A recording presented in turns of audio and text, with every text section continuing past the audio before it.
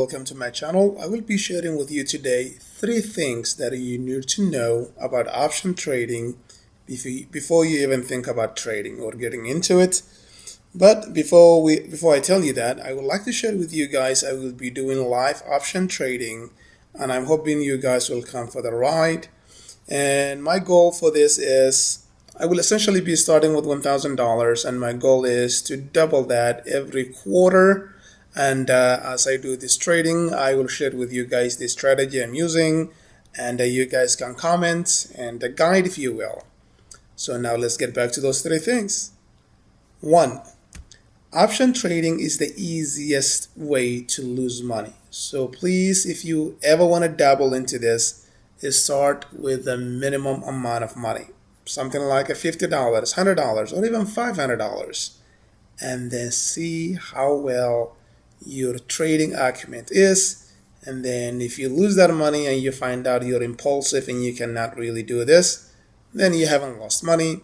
And then you can go ahead and recover or do something else with the rest of your money, or give it to someone else, such as buy an index, or give it to your local bank to invest on your behalf.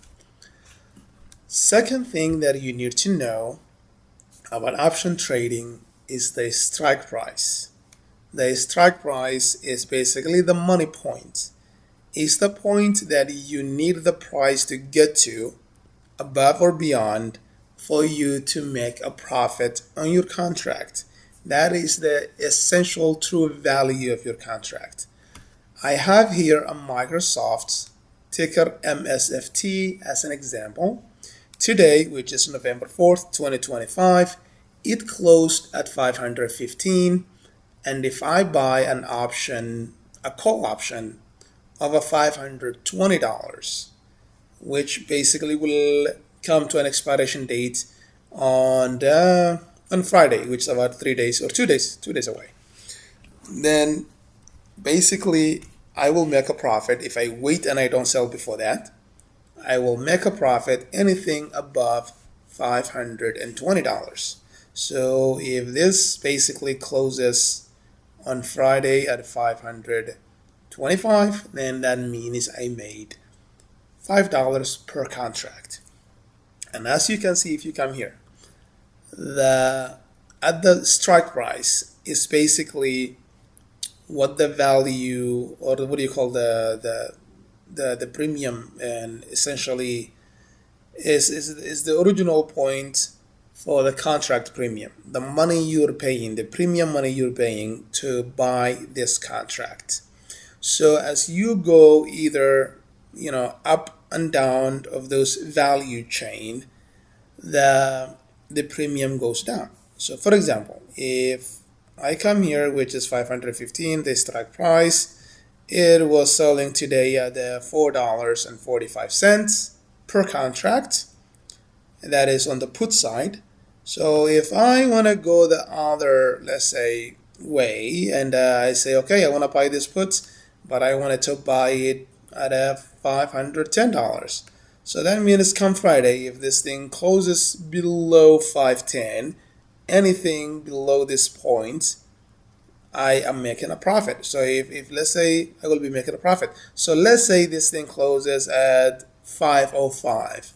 Then my profit will be $5 per contract, and the premium, as you go up and basically far away from the closing of today, it will get smaller and smaller and smaller, as you can see. If I buy this one, which is at 500, and you say, okay, this by Friday, because intuition, because you have a news, or because you think it's overvalued, or there is some sort of a market event that is happening that you think will impact this in the wrong way, then you could buy this one for 73 cents per contract. And if it goes anything below 500, then that is the true value of this contract. But if it closes on Friday above 500, then your contract will be worthless. On the other side, if you are actually want to go on the positive side of today's closing, then the premium will be higher. But keep in mind, you are in the black for those amounts. So for example, a good example of that is if I buy this one 520, right? Let's say I buy one contract at 520 for $7.30. So that means I already have a $5 value for this. So basically I'm paying 2.3 for the premium. That is the premium that I'm paying for this. So if this thing then closes at, let's say, 512, then essentially I haven't lost any money. But if it closes, let's say 510, then I have made about $2.3 per contract. So now you understand. The third things that you need to know is exactly the same thing that we're talking about, the premium. The premium essentially, sometimes is called IV, or the value for the implied volatility. So let's say a company such as Tesla or Palantir will have, and I'll show you this, will have an IV enormous compared to this. And so let's take a look at that one. Let's say Tesla, TSLI, ticker symbol. And today it closed at, I believe, like 440 something, and the premium for that is $10. You see that? It's $10. Microsoft, which was 515, was at $3 or $4.50, I think, something like that. So this one is almost double of that. So it means basically the contract buyer and sellers of this, they know that the chances of this thing moving up and down, or negative or positive, is very high compared to Microsoft. And Microsoft is a mature company, it's not a growth company, so the fluctuation is lower compared to this. But I will show you another example. Walmart, WMT, ticker symbol.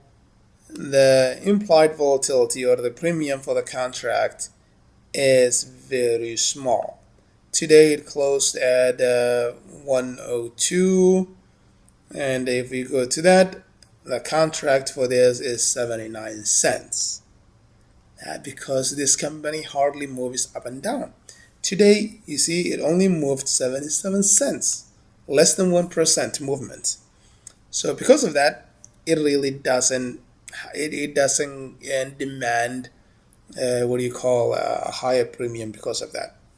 So there you have it. Hopefully join me for the ride as I start on my trading sometime, hopefully next week. I'm not sure, but in the meantime I should be posting some videos about options and option related.